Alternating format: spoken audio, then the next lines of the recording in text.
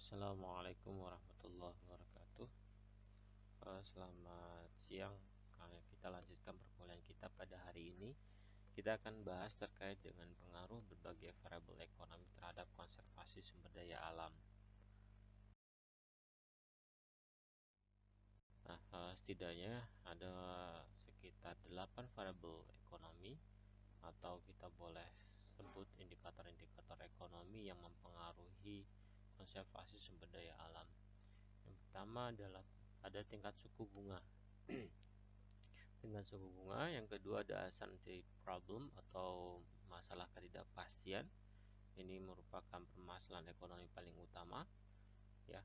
Yang ketiga ada perpajakan, ya. Bagaimana penerapan pajak itu mempengaruhi keputusan konservasi sumber daya alam, dan bagaimana kebijakan harga juga bisa mempengaruhi konservasi sumber daya alam. Yang berikutnya, yang kelima adalah ada hak penguasaan atau property right, ya. Hak penguasaan. Ini bagaimana kita akan bahas bagaimana hak penguasaan terhadap sumber daya alam itu mempengaruhi keputusan konservasi sumber daya alam. Nanti lanjut pada persewaan. Salah satu bentuk hak penguasaan itu adalah persewaan. Secara khusus juga akan dibahas bagaimana pengaruhnya terhadap konservasi sumber daya alam. Yang berikutnya ada bentuk pasar. Ini setidaknya kita hanya bahas dua saja, yaitu pasar monopoli dan pasar persaingan sempurna. Ketika bentuk pasarnya adalah persaingan sempurna, maka bagaimanakah pengaruhnya terhadap keputusan konservasi sumber daya alam? Dan ketika monopoli, bagaimana pengaruhnya terhadap konservasi sumber daya alam? Dan yang terakhir adalah ketidakstabilan ekonomi. Nanti kita akan bahas satu persatu dari 8 variabel yang ada ini. Yang pertama adalah pengaruh tingkat suku bunga terhadap konservasi sumber daya alam. Nah, tingkat suku bunga ini digunakan dalam perencanaan pengambilan sumber daya alam untuk membuat penerimaan bersih di masa datang dibandingkan satu sama lain selama suatu interval waktu perencanaan tertentu. Jadi kalau teman-teman sudah belajar evaluasi proyek, maka kan kita bisa terlihat bahwa tingkat suku bunga ini menjadi salah satu variabel ekonomi yang digunakan untuk membuat keputusan dengan membandingkan nilai yang akan datang dibandingkan dengan nilai yang saat ini, ya.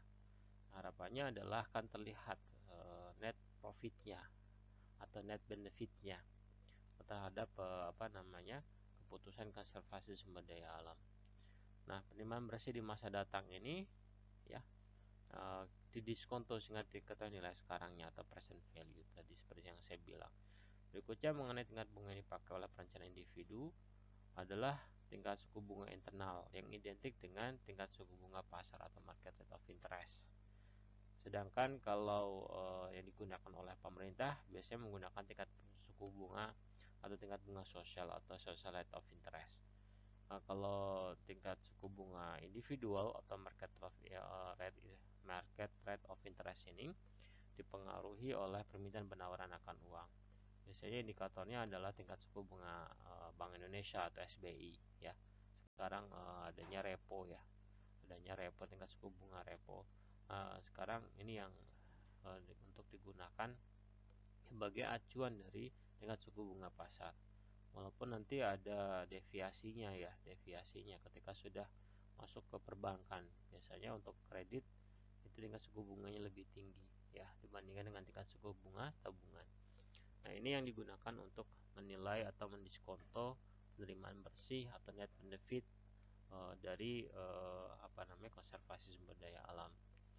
Nah, kalau pemerintah ini menggunakan social rate of interest atau bunga sosial atau tingkat suku bunga sosial.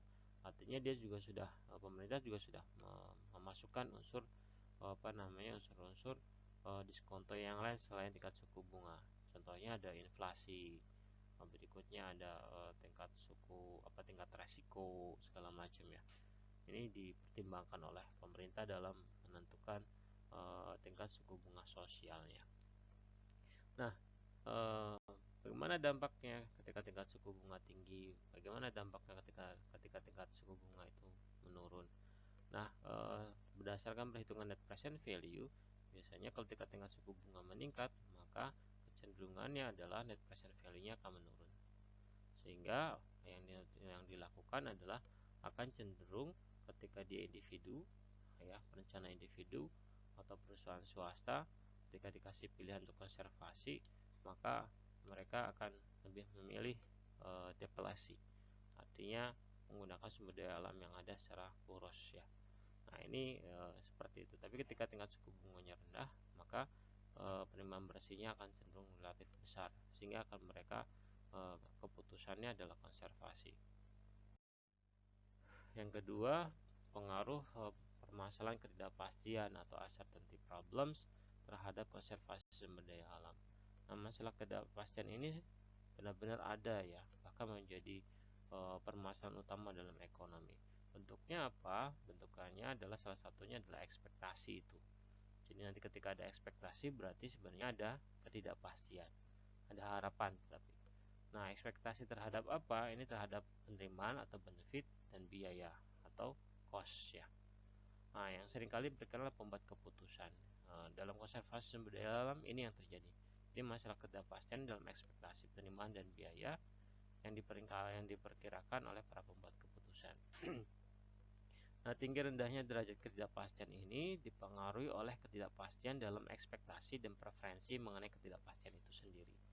Ya, jadi ketika kita mengasumsikan ekspektasi ketidakpastian ke depan itu dia semakin tinggi, maka ekspektasi terhadap ketidakpastian itu semakin besar. Artinya semakin tidak pasti. Nah, sedangkan kalau ekspektasi ke depannya itu akan stabil, ya, atau ketidakpastiannya akan cenderung relatif kecil, maka ketidakpastian itu sendiri akan mengecil.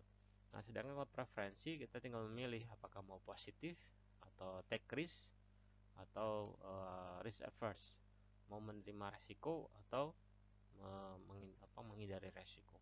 Ini preferensi terhadap ketidakpastian. Nah, ketidakpastian dalam ekspektasi dan preferensi ini akan mempengaruhi konservasi sumber daya alam yang dilakukan oleh perencana, baik itu pemerintah maupun swasta.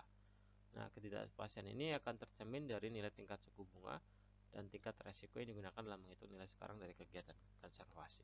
Secara kuantitatif bisa dilihat dari itu, ya, bisa dilihat dari tingkat suku bunga dan tingkat resikonya.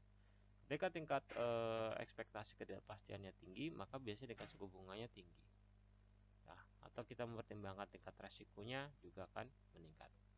Ini akan mempengaruhi keputusan konservasi sumber daya alam.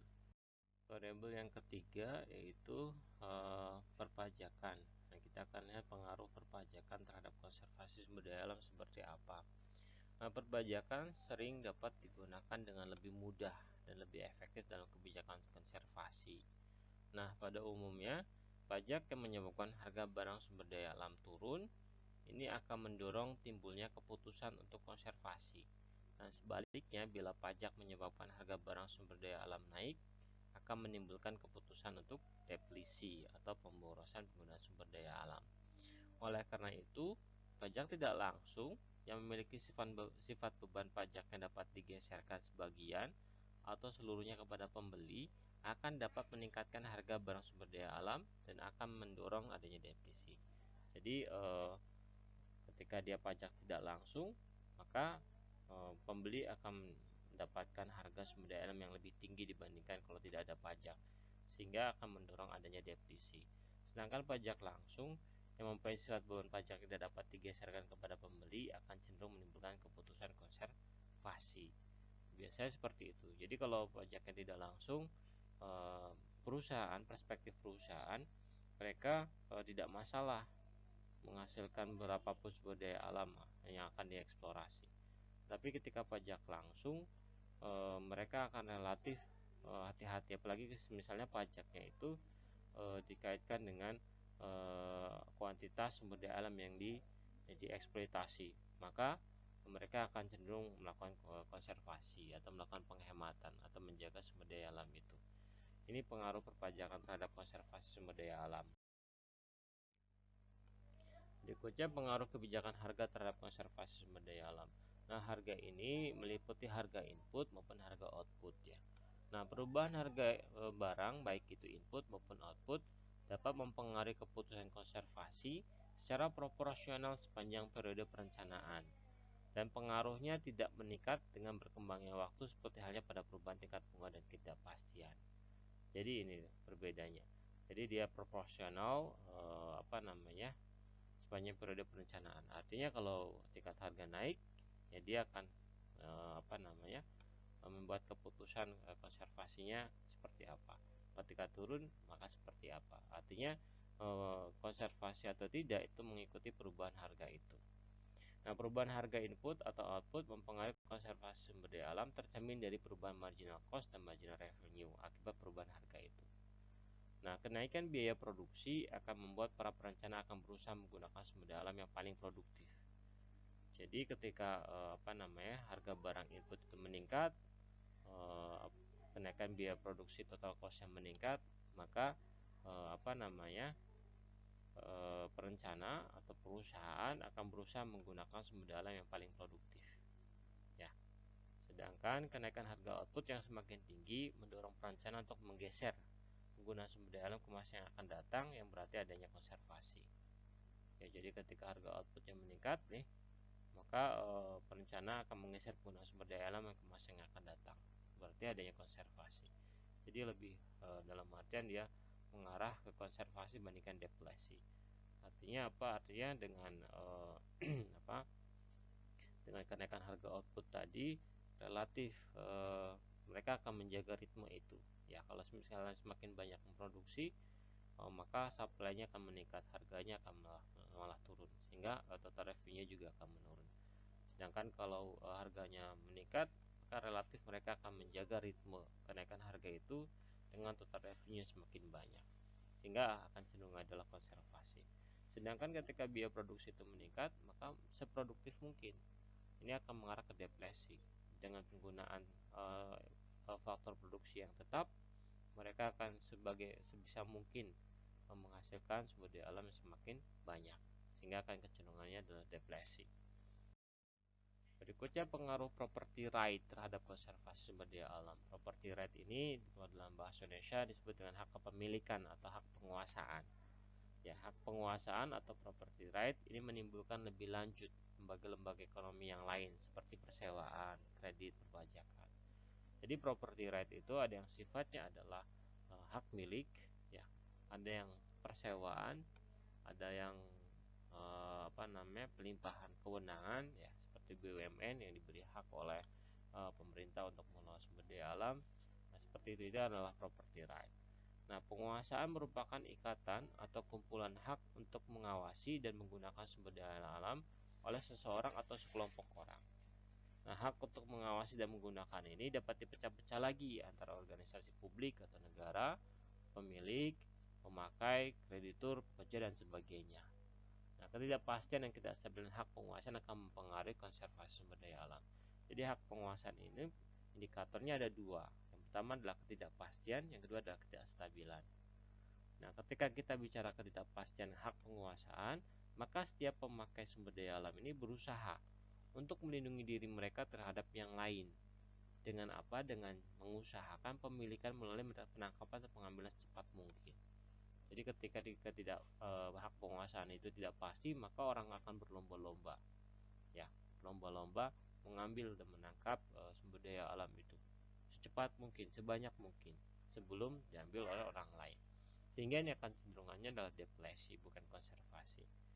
Nah, apabila hak penguasaan itu kurang aman dan tidak stabilnya atau tidak stabil, maka akan mendorong timbulnya rasa ketidakpastian juga, dan selanjutnya akan timbul tindakan deflasi.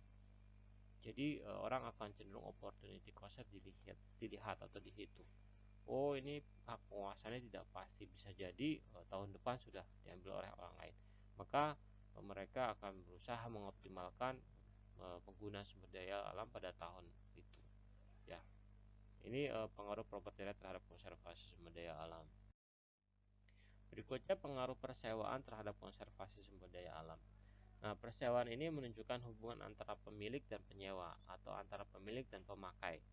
Ya, pemakai apa? Pemakai sumber daya alam yang berupa penyerahan hak penguasa dari pemilik kepada pemakai. Jadi ini sebenarnya turunan dari hak properti, ya, atau property right atau hak penguasaan. Nah, dalam hak milik, hak penguasaan mencakup hak untuk mendapatkan sumber daya alam dan hak untuk mendapatkan posisi utama dalam hal pembagian hasil dan penggunaan sumber daya alam tersebut. Nah, dalam hak memakai, maka penguasaan dibatasi pada hak-hak yang diserahkan oleh pemilik sumber daya alam dalam batas waktu tertentu. Nah, persewaan ini mempengaruhi keputusan konservasi, terutama melalui ketidakstabilan keadaan, pembebanan penerimaan dan biaya terhadap pemilik maupun penyewa pemakai, harga sewa, serta perubahan-perubahan hasil dan ketidaksampurnaan pasar. Nah, pada intinya hak penyewa atau penyewa, kita sebut penyewa atau pemakai, akan cenderung sebisa mungkin biaya yang dia keluarkan untuk biaya sewa itu seproduktif mungkin, sehingga ketika harga sewa itu turun mereka akan cenderungannya adalah konservasi ya. Tetapi ketika harga sewa naik, maka akan kecenderungannya adalah deflasi ya. Pengguna sumber daya alam semakin banyak. Kenapa? Karena biaya sewa yang mereka bayar naik ya, sehingga sebisa mungkin menutup kenaikan biaya sewa itu. Berikutnya, pengaruh bentuk pasar terhadap konservasi sumber daya alam. Nah, ini kita bahas hanya dua saja. Yang pertama adalah pasar persaingan sempurna dan yang kedua adalah pasar monopoli. Nanti kita dua kutub ya. 0 misalnya 0 itu adalah persaingan sempurna, 1 itu misalnya pasar monopoli. Nah, arahnya kecenderungannya nanti pasar yang lain mengarah ke persaingan sempurna atau mengarah ke monopoli. Nah, dalam pasar persaingan sempurna, para pengusaha berada pada tingkat efisiensi yang optimal. Harga produk yang diharapkan selalu sama dengan penerimaan marginalnya atau marginal revenue-nya yang diharapkan, sehingga cara untuk meningkatkan profit hanya bisa lakukan dengan meningkatkan penjualan. Ingat ya, dalam pasar persaingan sempurna, P-nya itu atau harganya sama dengan marginal revenue, sama dengan demand, sama dengan average revenue. Sehingga ketika kita mau melihat atau mendapatkan profit yang lebih tinggi, maka mereka harus menambah Q-nya, menjual Q-nya. Ya, maka kecenderungannya adalah depresi. Jadi satu-satunya cara untuk meningkatkan profit dalam persaingan sempurna adalah Q-nya semakin besar atau semakin banyak. Sehingga kecenderungannya untuk menghasilkan output tadi akan depresi. Nah, untuk mengetahui dampak pasar monopoli terhadap distribusi tingkat penggunaan sumber daya alam, perlu diketahui terlebih dahulu apakah tingkat pengguna bersifat komplementer, bersaing atau kompetitif, atau netral dalam hubungannya dengan tingkat pengguna di masa datang lewat penerimaan. Nah, apabila hubungan penggunaan itu bersifat kompetitif, maka pasar monopoli itu akan cenderung bersifat konservasi dibandingkan dengan pasar apabila pasar itu persaingan sempurna. Jadi kalau kompetitif hubungan penggunaannya ya, maka akan cenderungannya konservasi kalau di monopoli dibandingkan persaingan sempurna. Sedangkan bila sifatnya komplementer, pasar monopoli akan cenderung ke depresi dibandingkan dengan pasar persaingan sempurna.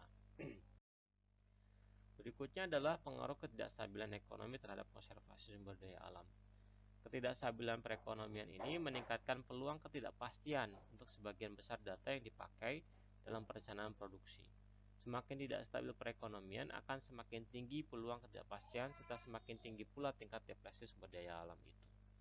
Nah, jadi ini pengaruh yang pertama. Pengaruh yang kedua, ketidakstabilan perekonomian akan berakibat mempertinggi tingkat suku bunga untuk uang yang dipinjamkan, sehingga hal ini akan cenderung mendorong adanya depresi. Yang ketiga, pengaruhnya penurunan tingkat pendapatannya terjadi selama masa depresi dalam suatu gelombang konjungtur ya. Konjungtur itu siklus naik turun, cenderung mempertinggi tingkat preferensi waktu para pemakai sumber daya alam, sehingga ini juga akan mendorong depresi. Nah, depresi sumber daya alam dapat terjadi bila suatu depresi perekonomian mengakibatkan berkurangnya suatu produksi. Ini pengaruh ketidakstabilan ekonomi terhadap konservasi sumber daya alam. Itu materi yang bisa saya sampaikan. Selanjutnya silahkan kerjakan soal evaluasi berikut ini ya. Ada beberapa yang perlu kalian pahami. Ini hanya mengulang saja tadi pembahasan yang sudah saya sampaikan. Terima kasih banyak. Selamat siang. Wassalamualaikum warahmatullahi wabarakatuh.